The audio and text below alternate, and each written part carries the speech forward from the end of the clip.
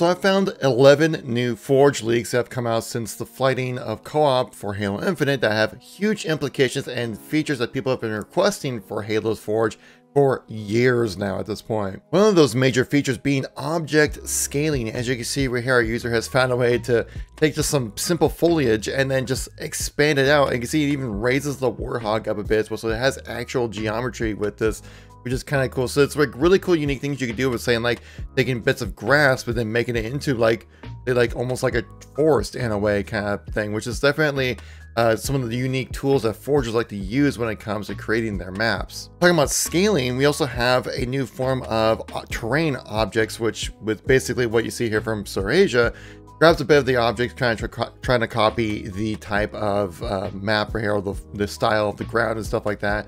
And you can see that he's able to spawn in a different piece of land to where he can actually do some crazy stuff like this. But the interesting thing about it is that you have the ability to kind of mold the object in certain ways to where it lines up cleanly with the ground as well. This has always been a huge issue when it comes to Forge created maps, is that oftentimes there's little bits of geometry where like grenades you try to throw and they'll like bump into like a surface oddly or things like that.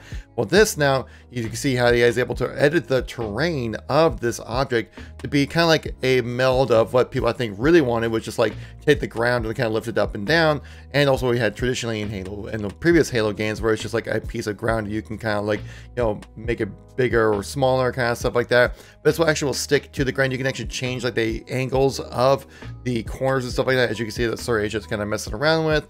And so this is a huge feature right here, where then after, you know, some tweaking and things like that, now you have a brand new mound on this map, which completely changes how this map actually does play out for this section, right?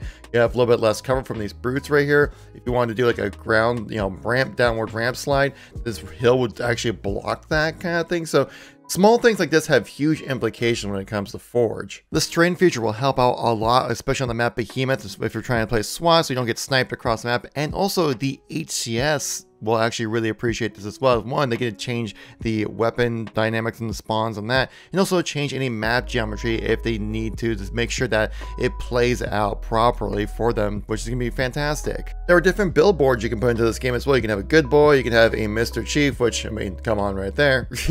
And so this is all just kind of really cool, fun, like banner kind of stuff that you can just add into your map to add a little bit more of a lived in type of flair to it if you wanted to, or just kind of give that same like experience of like this is like a world that you're creating rather than just like a map. There are some unique objects within this as well. This is a UNSC submarine, which, looking at this, not very hydrodynamic for a submarine, but it's a submarine that you can play around with in the game.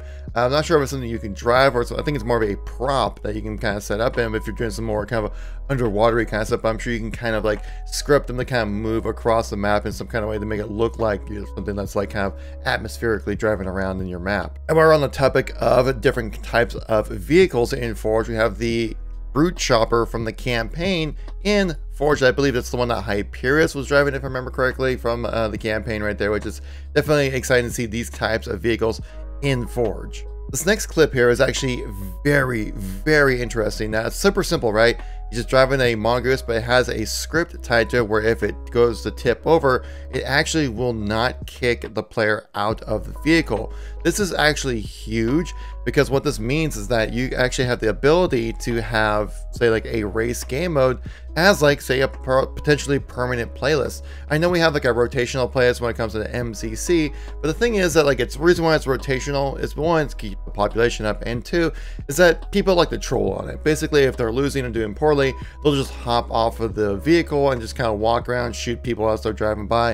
You know, it kind of doesn't really feel like a race anymore. It feels more like just like a cluster going on right there. So if you're able to actually have these vehicles, like, you know, and have the players stay in the vehicles and automatically tip over, or back on top, I should say, then that would be huge for the race game modes out there, which would be like an absolute necessity when it comes to the game modes in general. Next, we have the very first jump map that I've seen, at least, created in Halo Infinite. These were super popular in Halo 5 due to the advanced movements, and then we have some, you know, some more advanced movements, a little bit more tame, but you can see how this user finds ways to take advantage of the sandbox and the different movement mechanics within Halo Infinite to create just like generally like a basic type of, moving map, but these are still super fun, super popular, and definitely will be something to play around with when it comes to playing Halo Infinite. Also take note of the time of day change on the Behemoth there, which I think is pretty cool as well. And if you think that wasn't enough soaring around the map, well, this person here created a custom bit of equipment which you covered in a previous video here, which every time you activate it,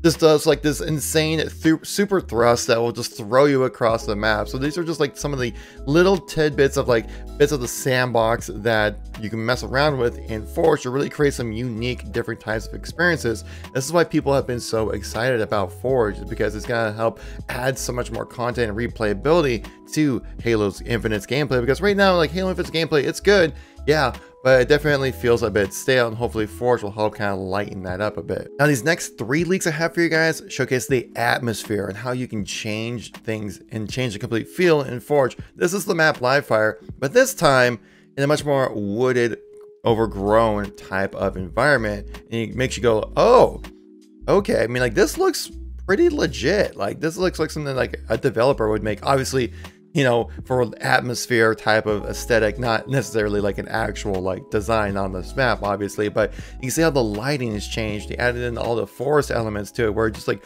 feels like a completely different map in a way, which is super cool to see. It'd be amazing to see what else they'd like to pull off when it comes to other maps as well. Like this user here created the Upside Down from Stranger Things in Halo Infinite's Forge, which is like, well, I haven't seen the show of Stranger Things, but I've seen some clips, and this is like, yeah, it kind of looks like the show, honestly, in a way, from the aesthetic that I've seen. So this is really crazy stuff to see. Like, this is like what people can call like the red lightning falling from the sky and kind of creating like this screen shaking mechanic, where again, like the atmosphere that you can create in these maps is actually very insane. It's super cool. And it wouldn't be Halo Infinite leaks if we weren't talking about the Flood, as in the Flood atmosphere created on this map from Elite Falcon over here, and just kind of showcasing like, yeah, this is the kind of stuff that you can pull off in Halo Infinite Forge. The atmosphere in this is like, I think it's a little too foggy for like functionality of, if you're gonna put like, say like infection or something like this on this map,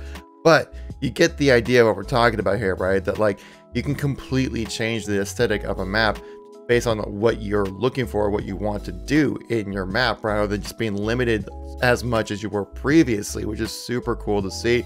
I am definitely excited to see what kind of crazy custom games get created from Halo Infinite's Forge. Now I have even more Forge leaks and weapon leaks and equipment leaks in this video on the screen right now, which will be linked in the pinned comment down below, guys, if you want to check out some more leaked Forge content. If you're new to the channel and missing any content from me recently, check out this playlist right here. I got a link to all my gaming news and informational videos right there. Thanks so much for watching. Greatly appreciate it. Catch you on the next one. Peace out.